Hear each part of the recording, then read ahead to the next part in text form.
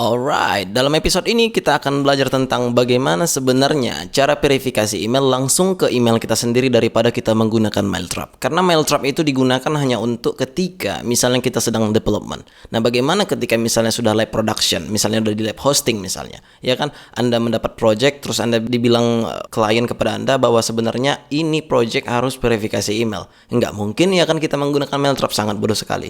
Nah, oleh karena itu di sini saya akan memperkenalkan kepada Anda bagaimana sebenarnya caranya agar supaya ketika user mendaftar dengan emailnya itu langsung mengirimkan ke emailnya sendiri. Oke.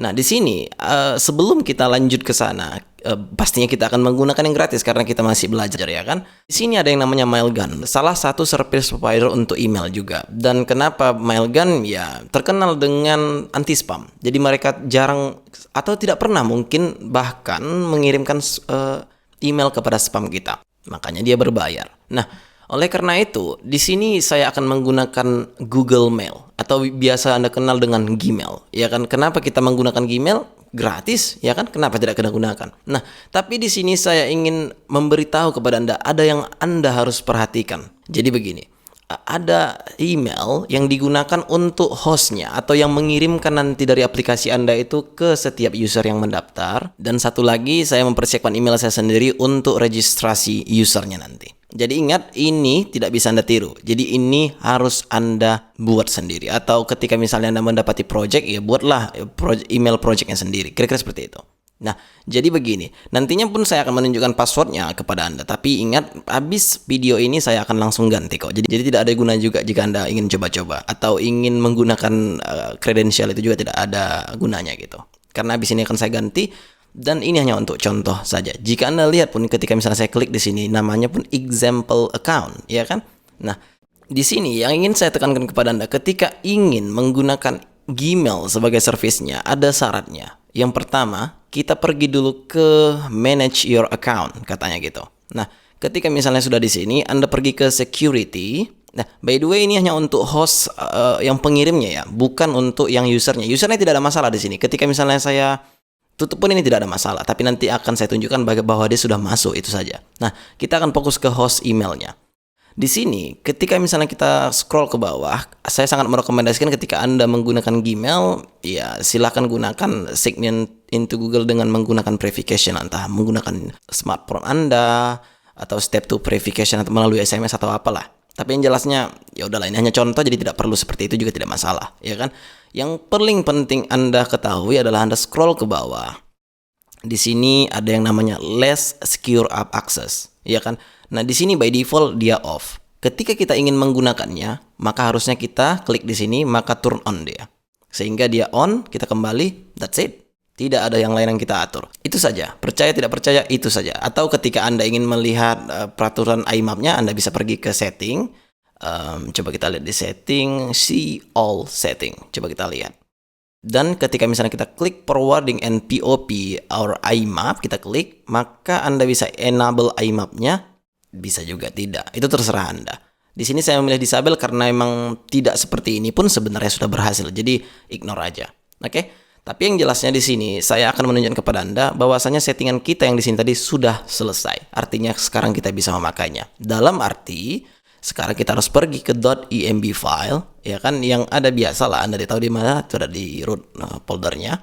Yang defaultnya tadi kita masih berhubungan dengan Mailtrap, ya kan. Nah, sekarang coba kita dulu berpikir, karena kita menggunakan email, artinya ada yang harus kita rubah di sini. Seperti misalnya portnya, seperti misalnya hostnya. Nah, ketika Anda menggunakan Gmail atau Google Mail sebagai hostnya, maka Anda buat di sini gmail.com. Ya kan? Nah, untuk portnya sendiri tergantung hostingernya nanti.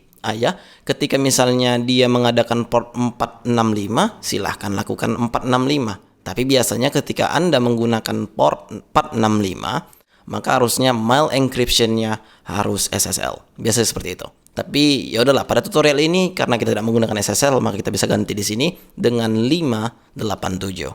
Oke, lanjut untuk mail encryption-nya kita buat di sini TLS. Atau ketika misalnya Anda sudah hosting atau live production tapi ini tidak berhasil juga, atau yang 465 tadi tidak berhasil, maka coba aja yang pakai begini. Oke.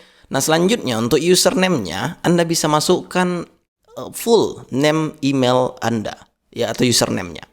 Tapi bukan email yang ingin register nanti, bukan. Tapi maksudnya hostnya. Siapa hostnya gitu, kira-kira seperti itu. Nah, di sini sebagai host saya buat example account ini. Jadi nanti si example account ini nanti yang mengirimkan melalui aplikasi Anda kepada setiap user yang mendaftar di aplikasi Anda. Kira-kira seperti itu.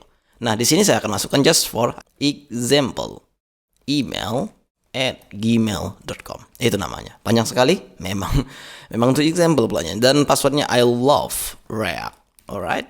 Nah, di sini saya akan mengganti nanti setelah episode ini selesai. Oke, sejauh ini tidak ada yang perlu kita ganti lagi. Namun nanti untuk nama projectnya Anda bisa alihkan kemanapun. Karena nanti yang paling pertama muncul itu adalah app name-nya. Ya, watch what happen. Ketika misalnya saya buat di sini Parsinta, maka dia nanti akan mengirimkan sesuai app name-nya. Apa yang di sini, maka dia akan masukkan nanti tepat pada yang mana saya bilang ya. Karena default-nya pun di sini tidak ada. Maka coba dulu kita pergi ke iTerm, kita buka tab baru, dan di sini saya akan buat artisan, vendor, publish. Ya kan, kita akan publish untuk Laravel email. 13 kita pilih berarti. Nah, sekarang jika kita lihat itu ada di mana, resources view, di sini ada vendor, dan dia bisa Anda robah di sini untuk settingannya. Seperti misalnya itu headernya bagaimana, layoutnya bagaimana, ya desain-desainnya Anda bisa lakukan di sini. Ya kan? Nah, sekarang jika Anda sudah mengetahuinya, maka step selanjutnya adalah merestart yang ada di sini. Artinya development servernya harus kita restart ketika misalnya kita sudah selesai merubah apapun yang ada di .env file. Alright. Ctrl C, artisan, serve. Ulangi lagi. Nah, jika sudah, sekarang jika misalnya kita refresh di browser, tidak ada yang terjadi kecuali yang berubah itu adalah title-nya. Karena by default jika kita lihat pada app.blade.php, dia itu menggunakan config app name yang bisa Anda rubah langsung sebenarnya di sini ya. Title, misalnya seperti itulah. By default, jika misalnya tidak ada, kita akan facing config app name. Basic lah kalau ini pasti Anda tahu. Ketika misalnya register, kan mungkin Anda ingin memberi titelnya, mudah saja dengan cara pergi ke register, maka langsung pergi ke extend layout app. Kasih di sini parameter title atau option, dan buat di sini misalnya register. Begitu juga dengan emailnya atau loginnya maksud saya. Langsung ke sini dan ganti menjadi login. Kira-kira seperti itu. Kita refresh. Maka di sini sudah berganti menjadi register. Itu saja sih. Oke. Step selanjutnya, let's register the user. Kan gitu. Coba dulu kita buat di sini irsyad at panjaitan@gmail.com. Itu udah yang paling betul, yang paling mantap. Dan passwordnya coba kita buat password aja, tidak usah payah-payah. Kita register. Dan jika Anda lihat, dia sudah otomatis redirect ke home. Artinya, registrasinya sudah berhasil. Kita cek email user yang saya pakai tadi. Sudah masuk dia. Right? Ini yang kita mau sebenarnya, bukan? Ketika Anda tidak berhasil, coba ulangi lagi dan ikuti stepnya betul-betul. Oke? Ketika misalnya stepnya gagal, cobalah untuk membuat sign in Google, use your phone sign in. Kira-kira seperti itu. Mungkin butuh di situnya. Saya juga tidak tahu, tapi saya berhasil kan gitu. Nah, coba dulu kita lihat isinya. Ya basic lah, seperti yang Anda lihat tadi di Mailtrap itu. Bagaimana sebenarnya? Ya Anda bisa customize itu yang ada di vendor tadi, yang ada di sini. Semuanya ada di sini, bisa Anda customize. Nah, by default jika Anda lihat di sini ada Parsinta, iya, itu hanya terjadi karena dia membaca app name ini seperti yang saya bilang, ya kan? Tapi jika kita lihat di sini just for example email, nah seperti itu yang saya bilang tadi. Dia akan mengirimkan atau host ini akan mengirimkan kepada email kita dengan email just for example email at gmail.com. Kira-kira seperti itu. Jadi ketika misalnya Anda rubah yang ada di sini, maka dia akan berubah juga di sini. Ya, just like when you use Mailtrap, ya. Makanya Mailtrap itu sangat berguna sekali untuk kita. Jadi kita bisa customize email kita tanpa harus pergi ke Gmail dan segala macamnya. Nah, ingat yang paling penting adalah hostnya. Anda harus sediakan satu untuk pengirimnya. Okay, that's it for this lesson. I'll see you in the next video.